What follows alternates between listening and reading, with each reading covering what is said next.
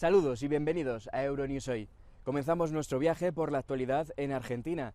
El presidente en funciones, Alberto Fernández, y el presidente electo, Javier Milei, se reunirán este lunes para iniciar la transición, después de que el ultraliberal de Libertad Avanza ganara en las presidenciales del país al imponerse al candidato peronista Sergio Massa con más de 11 puntos de ventaja. Mientras continúan las muertes en Gaza, según Hamás, al menos 12 personas han muerto en el último ataque de Israel contra otro hospital en Jabalia. Las autoridades de Gaza denuncian también que hay miles de desaparecidos que se sumarían a la cifra que ya dan de 13.000 muertos. Casi la mitad son niños. Israel ha difundido vídeos de los túneles que dice se encuentran bajo el hospital tomado de Al-Shifa. Aquí en España ya se conocen los nombres de quienes ocuparán los cargos de ministro en el nuevo ejecutivo de Pedro Sánchez, tras una nueva jornada de protestas frente a la sede socialista. Por otro lado, veremos quién es el favorito de las elecciones en Países Bajos, que se celebran este miércoles, y qué asuntos, como las emisiones de gases, son importantes para estos comicios. Por cierto, Shakira se ha librado del juicio tras pasar por caja, pagando lo que había defraudado, más los intereses y la multa. Pero hay más noticias. Vamos con otros titulares de la jornada. Argentina y el mundo aguardan expectantes ante cuáles serán las políticas del futuro presidente de Argentina, el ultraderechista Javier Milei. La demolición de casas de ciudadanos palestinos en Cisjordania aviva la tensión en la zona. Las autoridades israelíes justifican su acción alegando motivos de seguridad. Estados Unidos reafirma el apoyo a Ucrania. El secretario de Defensa, Lloyd Austin, promete apoyo militar a Zelensky a corto y a largo plazo. Nuevo contrato social, partido que se fundó hace apenas unos meses, se perfila como el favorito para ganar las elecciones del miércoles en los Países Bajos. Tras ganar ampliamente las elecciones presidenciales de Argentina, el ultraderechista Javier Milei ha prometido un terremoto político y económico en el país. El mensaje de ruptura total del candidato ultraliberal resonó entre un electorado acuciado por una inflación superior al 150% y una tasa de pobreza que sufre 1 de cada 4 argentinos. Por eso quiero también decirles que nuestro compromiso es con la democracia, con el comercio libre y con la paz. Vamos a trabajar codo a codo con todas las naciones del mundo libre para ayudar a construir un mundo mejor. Javier Milei es el último de los líderes de la ola de ultraconservadurismo y liberalismo económico que se abre paso en América. El presidente brasileño Lula da Silva, con quien Milei ha asegurado que no se sentará a hablar, ha mostrado su respeto por la decisión del pueblo argentino. Ministerio de Cultura, afuera. El nuevo presidente argentino, que tomará posesión el 10 de diciembre, ha prometido un cambio radical: la posible dolarización de la economía, el cierre del Banco Central y adelgazar al mínimo las estructuras del Estado de Bienestar. Pero no lo tendrá fácil. Su partido no cuenta con la mayoría ni en el Congreso ni en el Senado y tendrá que pactar todas y cada una de sus reformas.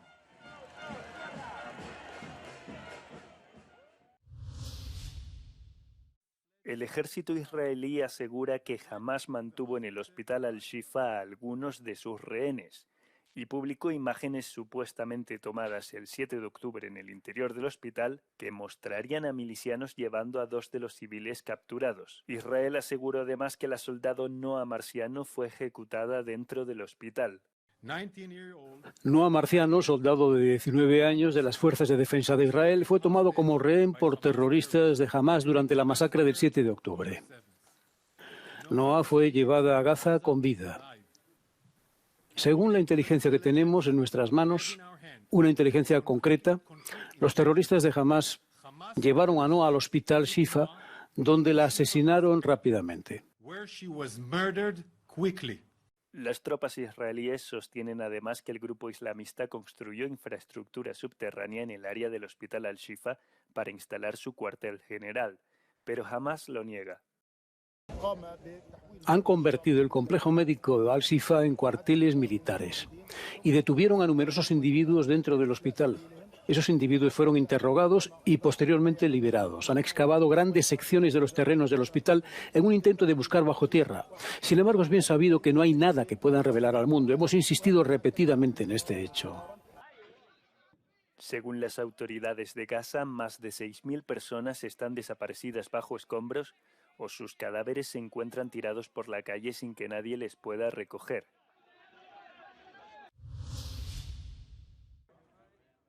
En Israel, fuentes gubernamentales han dicho a Euronews que se acerca un acuerdo para liberar a los rehenes de Hamás en Gaza. Es probable que se incluyan 40 niños y una veintena de mujeres y ancianos a cambio de un alto el fuego de 3 a 5 días y la liberación de palestinos, incluidos niños, de las cárceles israelíes. Mientras tanto, las familias de los rehenes siguen presionando al gobierno para que cierre el trato. Yocheved, la madre de Sharon Lishvitz, de 85 años, fue liberada del cautiverio de Hamás pocas semanas después de su secuestro. Su padre, Oded, de 83 años, sigue secuestrado.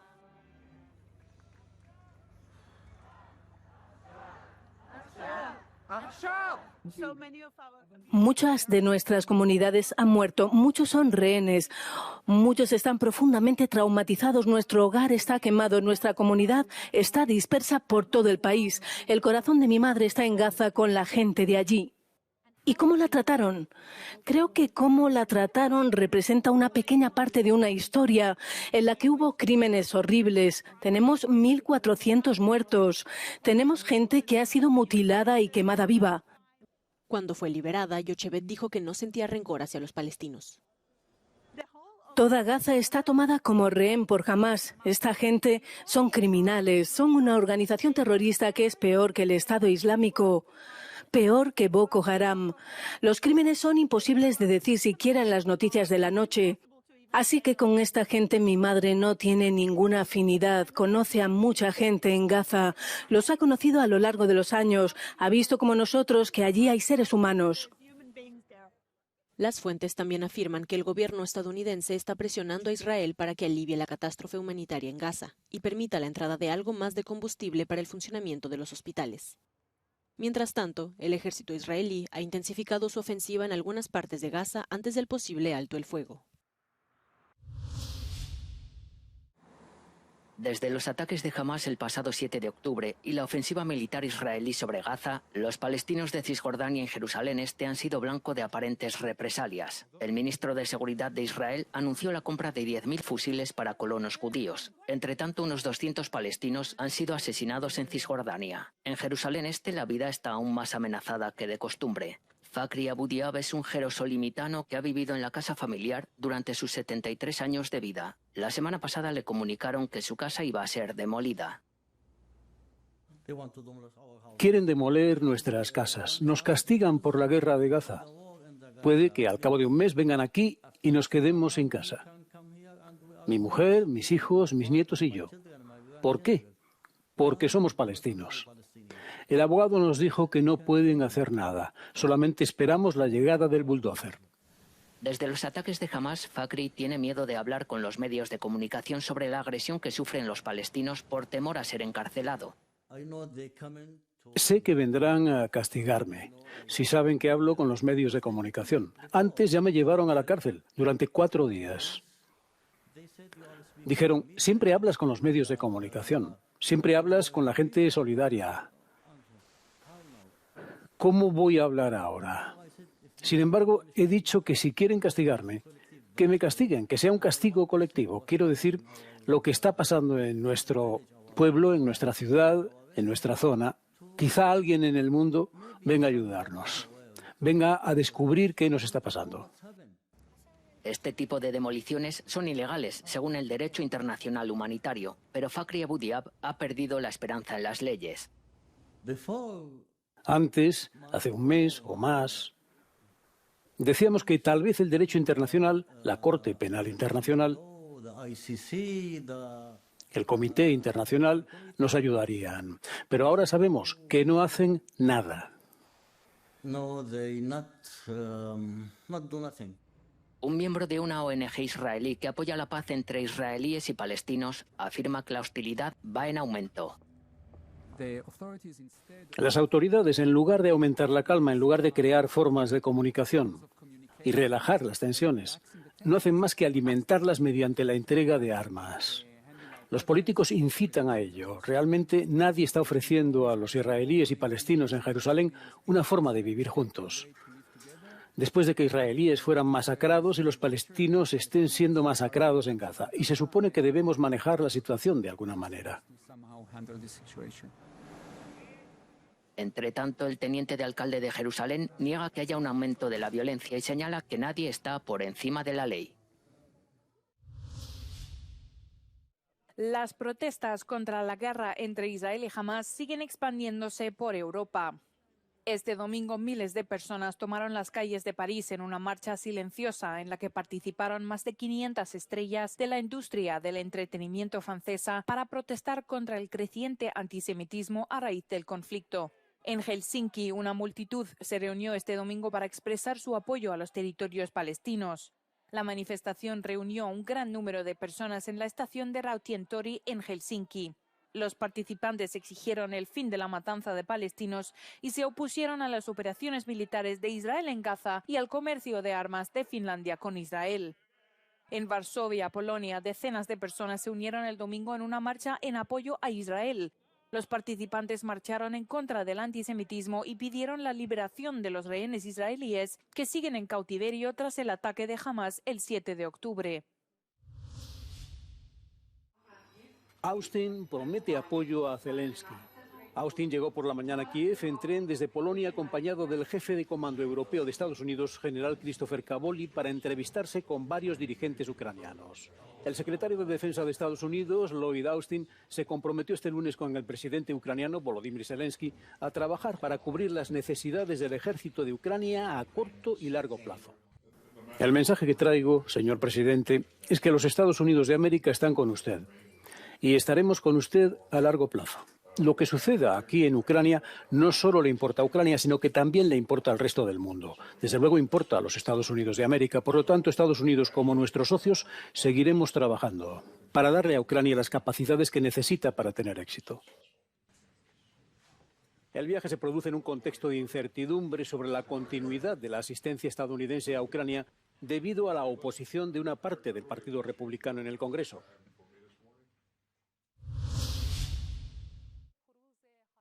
La Guardia Revolucionaria de Irán ha presentado este domingo la segunda versión de su misil hipersónico Fatah-2 durante una exposición aeroespacial en Teherán, que contó con la presencia del líder supremo del país, el ayatolá Ali Khamenei. Durante la exposición también se desvelaron varios drones nuevos, uno de ellos bautizado como Gaza. Las armas que viajan a velocidades hipersónicas constituyen un desafío crucial para los sistemas de defensa antimisiles por su velocidad y maniobrabilidad. El recién investido presidente del Gobierno de España, Pedro Sánchez, ha comparecido en rueda de prensa aquí en el Palacio de la Moncloa para confirmar quiénes serán todos los ministros que se han ido anunciando extraoficialmente a lo largo de la mañana. El Gobierno tendrá 22 ministerios, como en la anterior legislatura. Hay cambios de nombres, aunque mantienen el núcleo duro de ministros que ya tenían anteriormente. Además, 5 de los ministerios le corresponden al partido con el que forma coalición de gobierno, Sumar, el mismo número que tenía Podemos en la anterior legislatura. Nuevo Contrato Social se perfila como el partido favorito para ganar las elecciones del próximo miércoles en los Países Bajos. Nuevo Contrato Social es el único partido que puede hacer frente a los mayores problemas de Países Bajos juntos. Pieter Omtzigt fundó el nuevo partido hace pocos meses. El veterano diputado, que saltó a la fama al destapar el escándalo de las prestaciones por hijos a cargo, podría convertirse en primer ministro. Yo mismo estoy muy sorprendido por la velocidad a la que está pasando todo esto. Quiero decir que estamos ante un partido que tenía 5 miembros hace apenas 3 semanas. Nuevo Contrato Social defiende la reforma constitucional y la reducción del coste de la vida. Sin embargo, su principal atractivo es su líder. Me afilié porque tengo mucha fe en Pieter Omtzigt y en sus ideas. Espero que pueda llevar a cabo las reformas necesarias. Es un hombre amable y simpático, realmente está interesado en los demás. Además, piensa como el resto de ciudadanos. Las encuestas predicen que el ganador tendrá que formar parte de una coalición, lo que significa compromiso. Esto requerirá trabajar junto con otros partidos y le exigirá que ese enorme barco que es un gobierno cambie un poco de rumbo.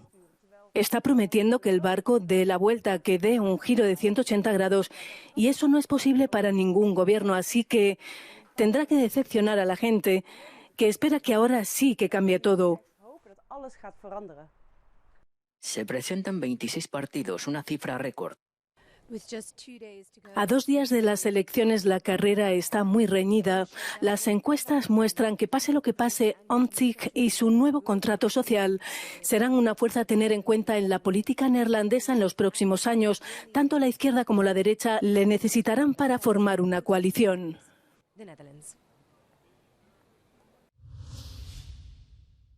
Más de 204.000 personas han solicitado asilo en Alemania desde enero. En lo que va de año, el país germano ha visto un incremento del 77% en solicitudes de asilo.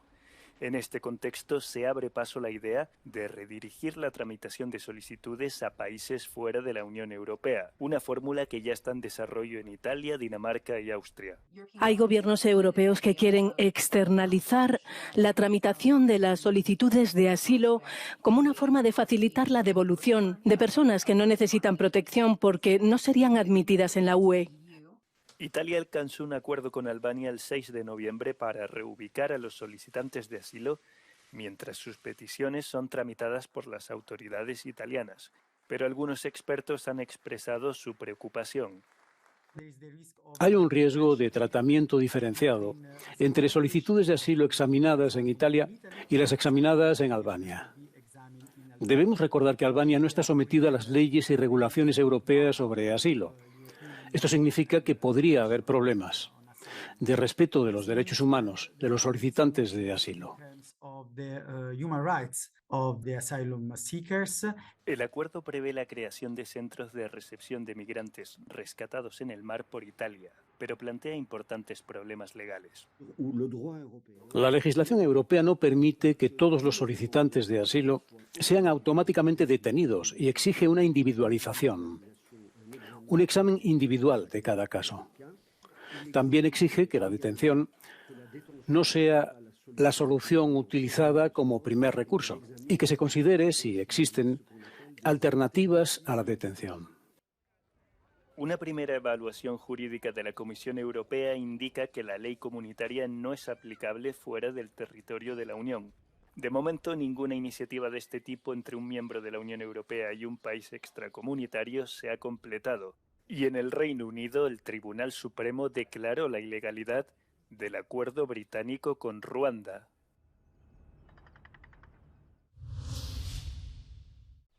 Disminuyen los inmigrantes que cruzan de forma ilegal la frontera entre Hungría y Eslovaquia a través del río Ipoli. En los últimos meses, decenas de miles de personas han cruzado el río para llegar a Eslovaquia con la esperanza de obtener un permiso de residencia en el país. Sin embargo, hace poco la situación cambió completamente y los ciudadanos del municipio de Szecianki se preguntan por qué. Hace unas 2 semanas todo esto casi desapareció de la noche a la mañana. Posiblemente también se deba a las condiciones climáticas, ya que el río fronterizo separa el lado húngaro del lado eslovaco por Ivoli. Uno de los puntos de paso más importantes para los inmigrantes que intentaban cruzar el río ha sido un puente peatonal de la localidad de Ipelske Predmosti. El puente peatonal es actualmente intransitable. A ambos extremos están bajo el agua y el área circundante está completamente inundada por el río. La inmigración irregular en varios puntos fronterizos entre Eslovaquia y Hungría llevó al nuevo primer ministro de Eslovaquia, Robert Fico, a reforzar el control de la frontera con su país vecino. Evidentemente se alegraron y es comprensible. Porque cuando 3 grupos de 30 personas aparecían cada día en el pueblo, quizá por la noche era motivo de agitación.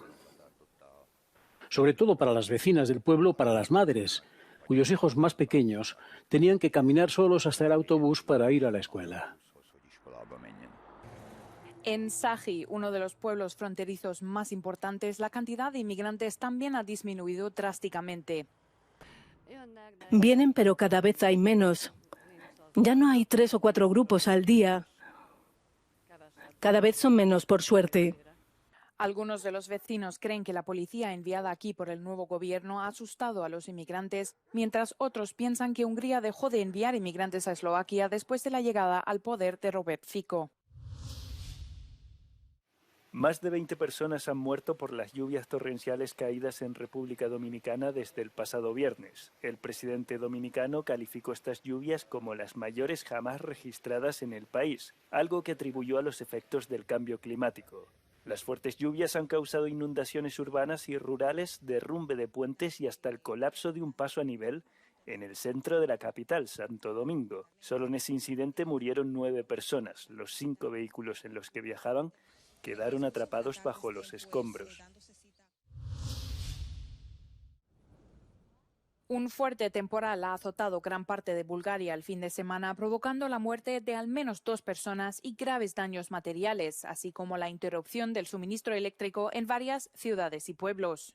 Los vientos huracanados, las fuertes lluvias y la nieve en algunos puntos del país dificultaron el trabajo de los servicios de emergencia y el municipio de Varna, en el noreste del país, ha declarado el estado de emergencia debido al temporal. Menos de 18 millones de habitantes y más de 116 millones de cabezas de ganado, entre pollos, cerdos y vacas. Países Bajos es el segundo exportador mundial de productos agrícolas y la mitad de su territorio está dedicado a la agricultura. Una superpotencia agroalimentaria a pesar de su diminuto tamaño, lo que podría convertirse en un problema para las emisiones y la deposición de nitrógeno, un elemento químico que en altas concentraciones es peligroso para la naturaleza y la calidad del agua. Casi todas las actividades humanas lo producen, pero en Países Bajos la agricultura es la mayor culpable, responsable del 50%. Básicamente, en Países Bajos hay 2 grandes razones por las que tenemos un problema de nitrógeno. En primer lugar, es un área muy densamente poblada y la ganadería con más densidad de población de Europa. Y por otro lado, Países Bajos ha adoptado una interpretación bastante estricta de la Directiva Europea sobre Hábitats, que estipula que para cada nuevo tipo de actividad debemos reducir el nitrógeno en otro lugar. Países Bajos debe reducir a la mitad sus emisiones de aquí a 2035. Para ello, los ganaderos deben disminuir su huella de nitrógeno o vender sus propiedades al Estado, que puso en marcha un plan de compra voluntario con un presupuesto de 8.000 millones de euros. Pero ahora no es muy popular, dice Janari Korevar, propietario de 90 hectáreas en el sur del país. Produce 100 millones de litros de leche anuales de forma casi 100% ecológica y cree que el gobierno debería centrarse más en impulsar la innovación que en reducir el tamaño de las explotaciones. Pero muchos agricultores están preocupados porque no tienen claro qué tienen que hacer en su explotación para cumplir las exigencias del gobierno. Creo que también hay posibilidades de reducir las emisiones para los productores de leche si se les puede ayudar con la financiación, para reducir con innovaciones tecnológicas, si aún no disponen de este tipo de medidas. Y por otro lado sería que el gobierno ayudara a ampliar territorialmente su granja para ayudar, por ejemplo, con la disponibilidad de tierras. Con las elecciones a la vuelta de la esquina, el tema se ha vuelto muy controvertido.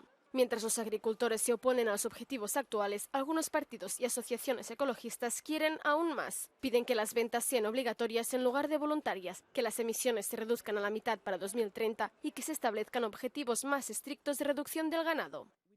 Exigimos que el Gobierno ayude a los agricultores a hacer la transición a la agricultura ecológica con un 70% menos de animales en 2030 y un 80% menos en 2050 y que ayude a los ganaderos o al mercado a establecer un sistema para que el ganadero también tenga un buen sueldo, produciendo comida para humanos y no mucha comida para animales.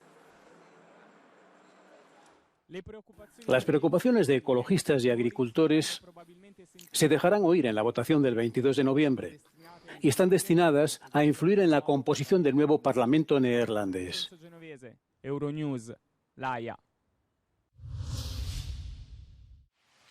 Visto para sentencia. Tras 3 años del macrojuicio contra cientos de miembros de la 'Ndrangheta, la vista en sala ha terminado y los procesados quedan a la espera de las condenas. Considerado el grupo criminal organizado más poderoso de Italia, la 'Ndrangheta, el sindicato del crimen calabrés, acumuló silenciosamente poder dentro y fuera de Italia a medida que la mafia siciliana perdía influencia. La figura central del juicio es Luigi Mancuso, quien, según los investigadores, encabeza una de las familias criminales más poderosas en la ciudad de Vibo Valentia.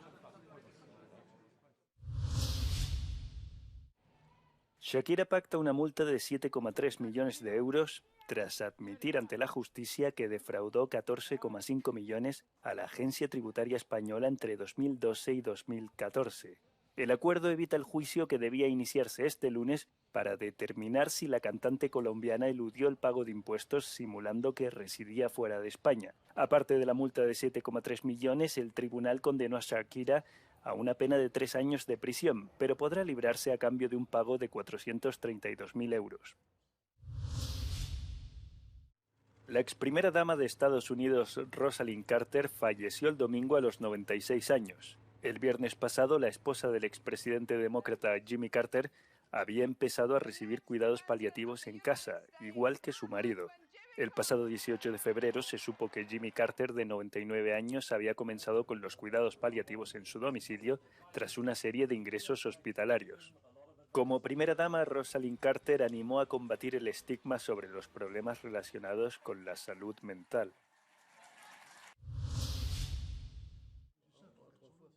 Uno de los característicos sombreros negros y anchos que llevaba Napoleón Bonaparte cuando gobernaba la Francia del siglo XIX y hacía la guerra en Europa se vendió por 1,9 millones de euros en una subasta celebrada el domingo.